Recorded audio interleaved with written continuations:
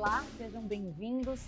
O agronegócio paulista superou a pandemia, altas de insumos, mudanças climáticas e, mesmo assim, o resultado de 2022 é positivo. Para conversar e para fazer um balanço, uma análise sobre todo esse cenário, a gente recebe aqui no estúdio o Tirso Meirelles, que é vice-presidente da Federação de Agricultura e Pecuária do Estado de São Paulo. Muito bem-vindo, um prazer te receber aqui presencialmente. Camila, o prazer é todo meu. Você é uma pessoa espetacular pelo tudo que você tem feito e transmitido isso aos nossos telespectadores. Antes do nosso bate-papo, vale lembrar que toda sexta-feira, às 7h30 da noite, tem episódio novo do JR Agro nas plataformas digitais da Record TV. Ô Tirso, de uma maneira geral, como foi o agronegócio paulista esse ano? Você faz uma pergunta bem abrangente, sem dúvida nenhuma. Nosso agronegócio paulista, ele realmente foi superior à do nacional. O nacional também foi positivo, nós tivemos aí uma abertura de mercados internacionais, mas como você muito bem colocou, nós tivemos grandes dificuldades. O ano passado, nós não podemos esquecer que nós tivemos uma seca muito grande. Nós tivemos uma geada muito ponderada que atrapalhou muito vários tipos de produção. Nós tivemos chuva de granizo, nós tivemos chuva de vento. Então nós tivemos um momento muito complexo no agronegócio brasileiro o ano passado. E vem refletir nesse ano. E nisso tudo incluiu a guerra da Ucrânia, onde que, sem dúvida, os nossos produtos que a gente importa, 80% dos produtos para que nós possamos dar a energia que a planta precisa, isso atrapalhou muito, porque nós tivemos aí praticamente o potássio subindo 150%. Você pega produtos que nesse período da pandemia e o período da guerra da Ucrânia subiram mais de 300%. E você tem um custo. Então, para o pequeno, para o médio e o grande, foram muito difíceis você ter lucratividade no processo como todo. Subiu muito o alimento. A gente sentiu isso na inflação, né? Exatamente, que é chamada inflação dos alimentos. Alimento grande vilão, né, durante muito tempo da inflação. E então você vai explicar para a gente o que aconteceu, porque lá quando a gente vai no supermercado a gente sente no bolso, né? Mas a gente sabe que o produtor está sofrendo bastante. Sem dúvida. Esse é o ponto aonde que nós trabalhamos junto ao governo, tanto o governo do estado quanto o governo federal, sobre a importância de nós desenvolvermos as nossas minas de fertilizantes que nós temos no Brasil com sustentabilidade, sem atrapalhar o meio ambiente, para que nós não ficamos dependendo internacionalmente dos fertilizantes.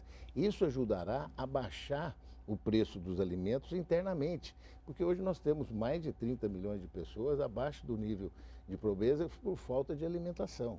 Então nós temos uma responsabilidade muito grande social. Estamos preparados para isso? Estamos com a segurança alimentar.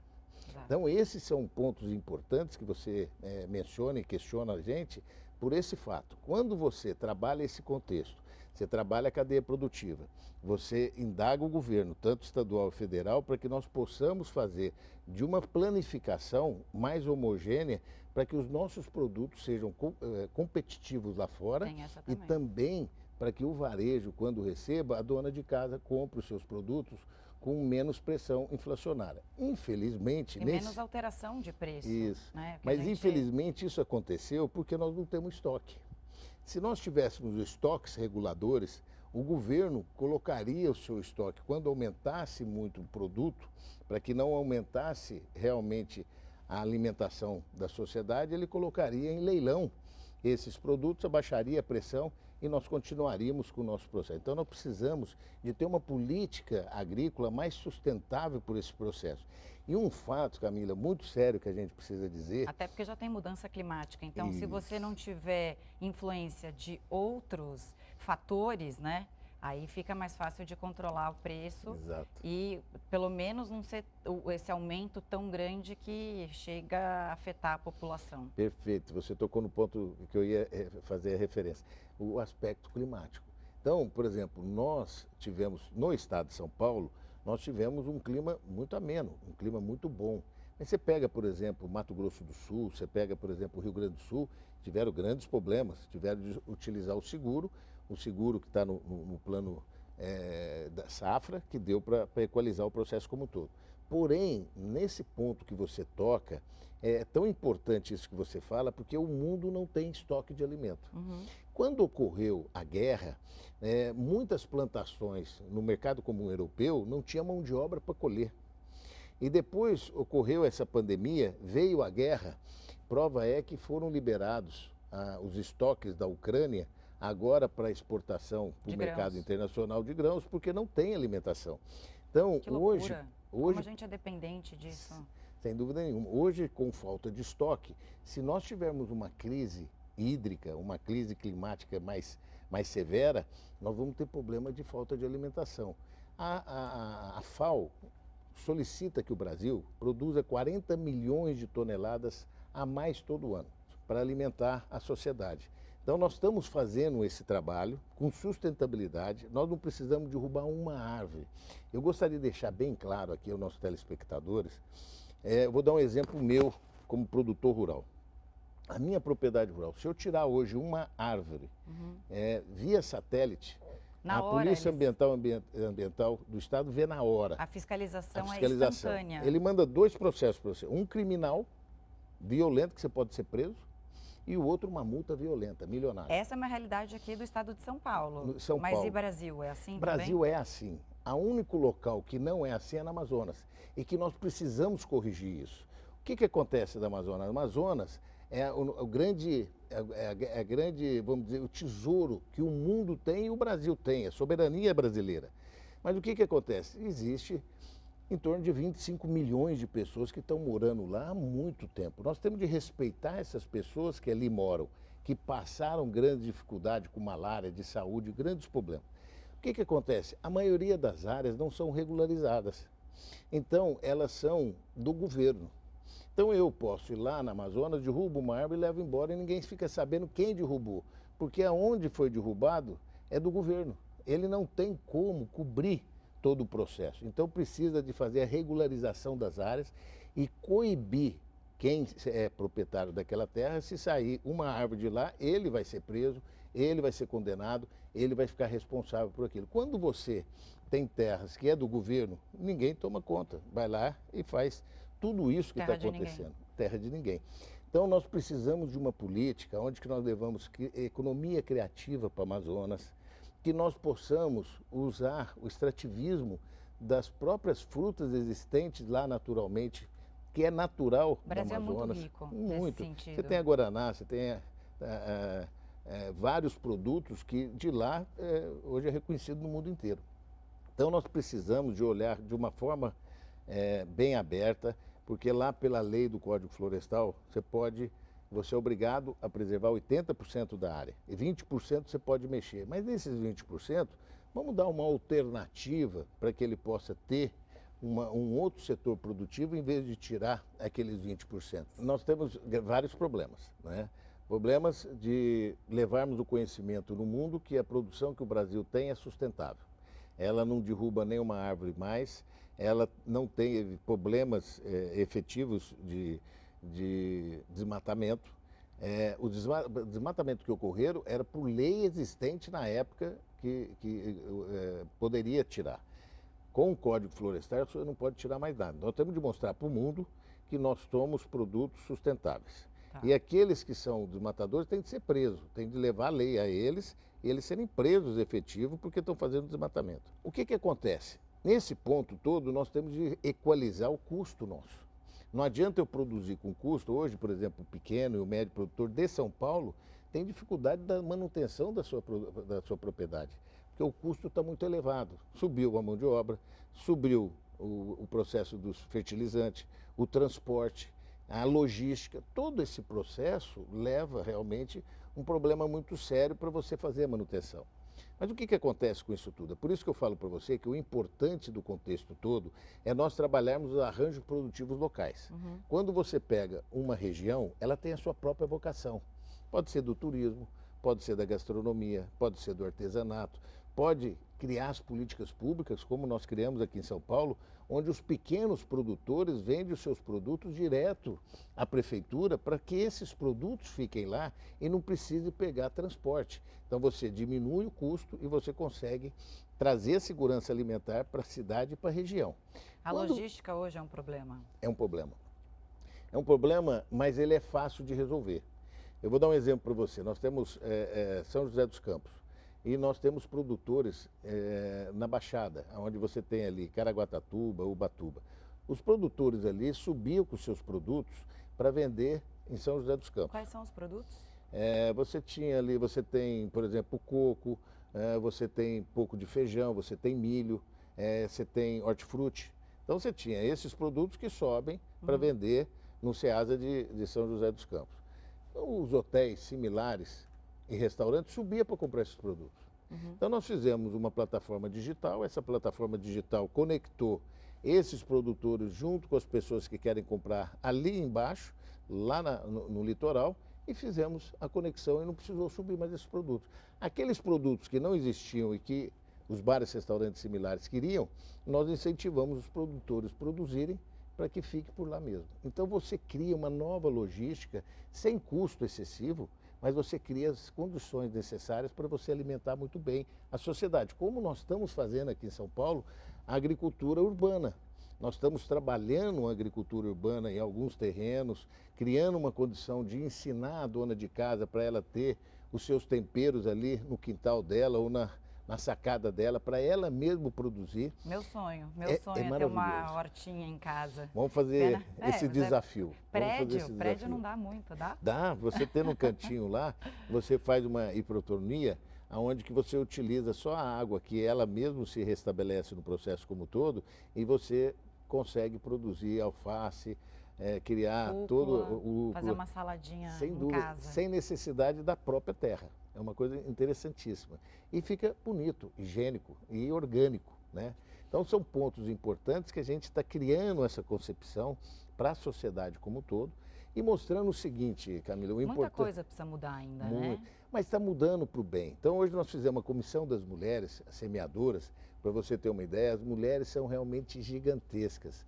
Porque é o seguinte, na época dos nossos avós, bisavós, elas mesmas já faziam manteiga, elas faziam queijo, elas faziam iogurte, elas faziam detergente, bolo, doce, tudo. Isso depois... Produto de limpeza, tem várias dicas. A gente na pandemia voltou, né, a fazer aquelas misturas caseiras e tal para limpar. E isso é muito bacana porque depois veio para a cidade, vieram para a cidade e aí criou o quê? O comércio do processo. Hoje nós estamos estimulando essas mulheres do campo para as alternativas para elas poderem também comercializar todo esse produto. E as semeadoras estão levando 2 pontos importantes. O ponto delas serem empresárias, elas serem próprios negócios, além delas ser produtora, como também as trabalhadoras terem também o microempreendedor individual fazendo uma atividade, um artesanato e vendendo, e nós já estamos arrumando isso. E um outro ponto também que as semeadoras estão fazendo, estão levantando a violência também no campo, para que a gente possa ter a Maria da Penha no campo, né? Então nós estamos fazendo todo um trabalho muito bacana nesse sentido. Que é uma realidade, violência no campo? É bem menor, mas é uma realidade. Nós estamos trabalhando isso, hoje eu não tenho um índice, porque nós estamos trabalhando, mas é menor, porque você teria as informações relevantes nas pessoas que moram no campo. Mas na cidade, muitas pessoas migraram do campo para a cidade, né? Então, essas pessoas, aí você perde um pouco o controle, mas na propriedade você tem um controle, porque a funcionária trabalha dentro da casa, você tem um contato maior e você fica sabendo, você tem uma certa ligação. Mas mesmo assim estamos levantando todo esse processo, então é muito bacana. E o outro são os jovens, para que nós possamos estimular os jovens a seguir a atividade agrícola. Porque o que aconteceu? Os jovens sumiram do campo, Camila, pelo fato do seguinte: ele não tem uma noite, ele não tinha como estudar. Hoje nós estamos trabalhando muito a conectividade. Conectividade serve para 3 pontos importantes: segurança, conhecimento, onde você pode fazer uma faculdade em AD, e você pode vender os seus produtos com identificação geográfica. Então, alguém que pega o QR Code, quando tiver em qualquer local o meu produto, ele vai saber a propriedade, o local, o que eu utilizei na terra, ele vai ter toda a rastreabilidade do que eu fiz. Isso é fantástico. Você dá ao consumidor a legitimidade dele conhecer a origem do seu a origem do produto. Agora, a grande vertente, Camila, que eu vejo, e a oportunidade do país, é que nós temos os produtos em tonelada. Como nós trabalhamos esse processo todo, a cadeia produtiva, o agro, a indústria, o comércio, o serviço, É um momento agora da gente dar a volta por cima. Você falava de um programa, um projeto que você está super empolgado, que vai ser bom para o Estado. Qual é ele? Você sabe, Camila, que eu vou dar um exemplo bem rápido, né? Na década de 70, nós tivemos aí grandes problemas, como nós estamos tendo agora, né? Nós tivemos um problema do petróleo, que saiu de $25, foi para 50, $110 do barril.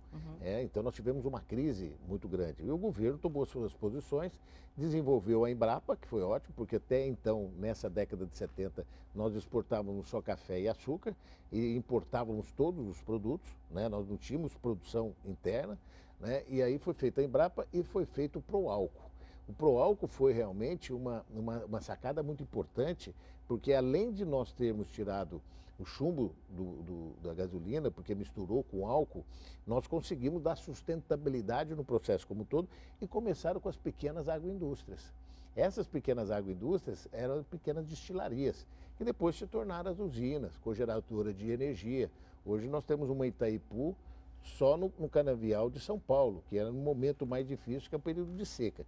Então hoje nós estamos preparados para que nós possamos fazer as pequenas agroindústrias. Em vez de eu vender tonelada de café, vou vender chacezinho de café. Em vez de eu vender o açúcar cristal, vou vender ele refinado. Em vez de nós vendermos a soja, vamos vender óleo de soja. Então você criar as pequenas agroindústrias, onde você tem emprego e renda para todo mundo e você mantém o homem no campo, o trabalhador no campo e você consegue trazer a riqueza necessária. Hoje os conhecimentos sobre isso nós estamos tendo, então por isso que eu falei da importância dessa escola de Big Data, de conhecimento. E estamos trabalhando também um ponto muito bacana que essa escola vai trabalhar, que é o aspecto, por exemplo, você precisa de ter um engenheiro agrônomo ou um veterinário vendo um animal que dê um problema de imediato. Você vai lá, tira uma fotografia 3D, isso, aquilo, e manda para a nossa escola vai idealizar, vai analisar, e em 24 horas já dá um retorno para o produtor. O problema é esse, você tem de utilizar esses produtos para salvaguardar o seu produto. Então, quer dizer, é muito dinâmico todo esse processo que hoje a transformação digital trouxe. Então, essas pequenas agroindústrias trarão para nós uma riqueza e um fortalecimento muito grande no processo produtivo. E aí você trabalhando comércio, indústria, serviço e o agro. Juntos com esse processo de agroindústria, ela transformará o país numa grande potência mundial de exportação de alimentos, em vez da gente exportar, que já somos uma potência muito grande, em vez de vendermos em tonelada. Quero falar do mercado internacional, mas antes vamos aos números então de cada setor. Como é e está e fecha o ano positivo o agronegócio paulista? Olha, São Paulo está de parabéns, né? São Paulo, você sabe que 50% de toda a produção é cana-de-açúcar, né?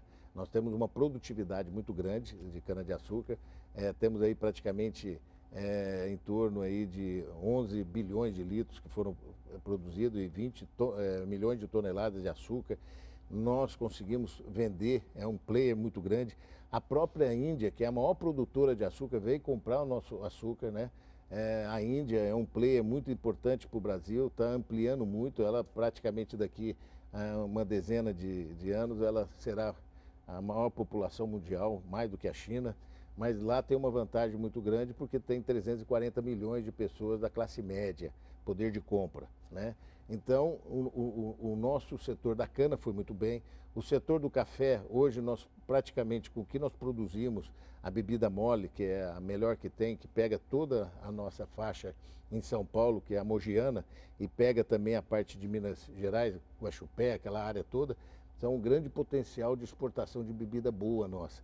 Então, hoje, o que nós produzimos, nós consumimos 80% e 20% a gente vende e temos um pouco de estoque ainda para vender. Então, tivemos muita perda o ano passado. Esse ano tivemos um pouco de perda por causa das chuvas de granizo que nós tivemos esse ano, mas não tivemos geada severa esse ano. Então, isso vai ajudar numa produção boa o ano que vem. Esse ano nós tivemos uma ampliação muito significativa da soja e do milho em São Paulo, com a substituição da cana, do rodízio da cana. Isso foi bom porque o preço estava muito bom, os produtores começaram a produzir. Isso foi bom para o mercado interno. E também o retorno da irrigação. A irrigação é um fato importante, porque esse é o ponto importante que o mundo não consegue entender. O mundo todo, ele consegue ter uma produção por ano, porque depois eles têm um inverno muito rigoroso, de neve, e realmente eles não conseguem plantar nada. Nós no Brasil, nós temos tecnologia, temos pessoas, temos inteligência, temos a terra e temos o sol e a chuva. Então nós temos 3 safras por ano. É maravilhoso, é da vida de Deus. Então, a produção que nós temos é fantástica, porque nós temos as condições da irrigação. Hoje, praticamente, para você ter uma ideia, Camila, dizem a agricultura utiliza muita água. Não, a água vai para o alimento vai para o ser humano, ela evapora também, volta com chuva e vai para o lençol freático. Então você utiliza todo o processo. O grande problema é que nós perdemos em torno de 65% da água potável, a água doce nossa, que vai para o mar. Se a gente fizer um trabalho de irrigação perfeita, como nós temos hoje as frutas lá na Bahia, que tem uma irrigação maravilhosa, hoje nós exportamos $1 bilhão de fruta por ano. O Brasil exportando essa maravilha de frutas que nós temos. Em São Paulo, laranja, fortíssimo. Isso, aqui nós temos a laranja, nós temos a uva, fantásticas também, e estamos tendo agora a produção de vinho, né? Então você pega a região de Ribeirão Preto, Ituverava, Mococa, tem vinhos maravilhosos, estamos fazendo azeite. Então nós estamos abrindo... Azeite premiado. Tudo agro. Nós estamos criando também os queijos maravilhosos de degustação no estado de São Paulo, utilizando mais ou menos a metodologia da Serra da Canastra, que eles começaram a fazer o queijo da canastra vendendo a R$20, hoje está sendo vendido a R$120 pela qualidade. E ganharam prêmios internacionais na França, na Itália. É o sucesso de um produto produzido internamente e que ganha o mundo. E é isso que é um exemplo. É o produto gourmet que eles estão falando, né? De você trabalhar a qualidade desse produto para que você possa agregar valor. Esse é o ponto, agregar valor da qualidade. E o que acontece no Brasil, que nós estamos falando da produção, então além de nós podermos produzir 3 safras por ano, nós não precisamos derrubar uma árvore. Hoje nós utilizamos em torno de 86 milhões de hectares da agricultura brasileira, a nível Brasil, 86 milhões de hectares. Nós temos 170 milhões de hectares de pastagem. Essas pastagens ainda estão boa parte degradada, nós temos de recuperá-la.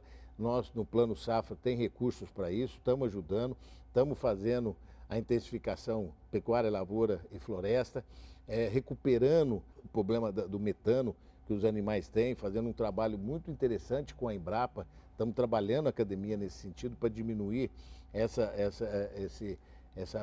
o rume do animal.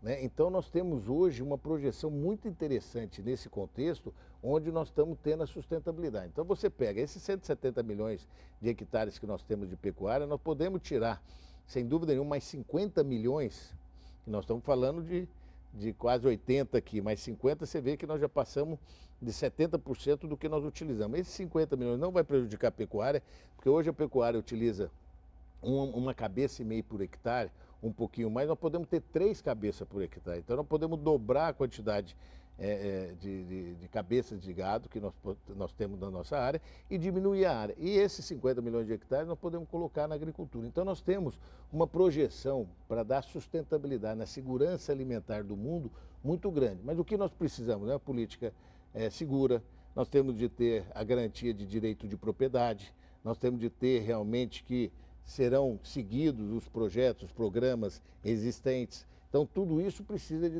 trazer segurança para que nós possamos fazer os investimentos necessários. E, Tirso, e mercado internacional? Como o Brasil se coloca e quais são as perspectivas para crescer vendas internacionais?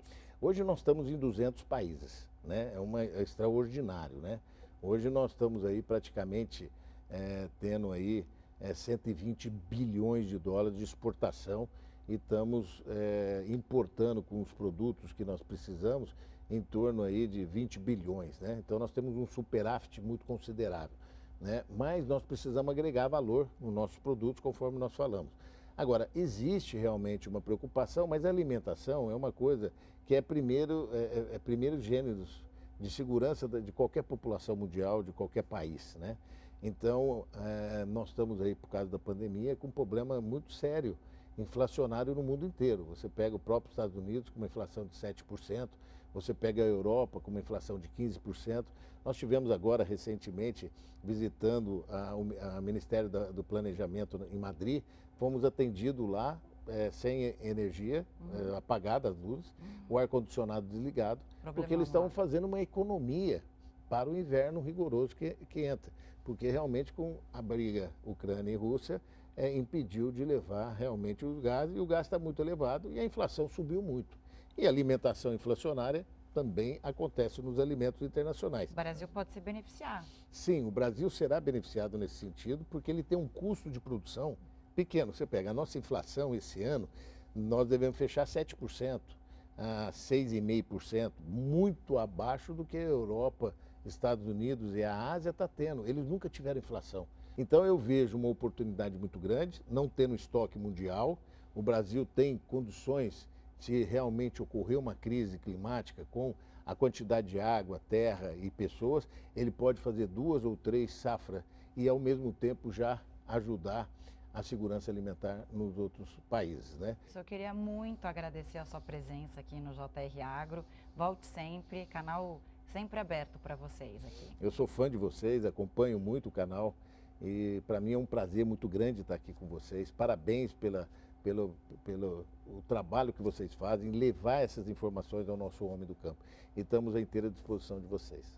Obrigada, e antes de encerrar, vale lembrar que toda sexta-feira, às 7h30 da noite, tem episódio novo do JR Agro nas plataformas digitais da Record TV. Muito obrigada pela companhia e até mais.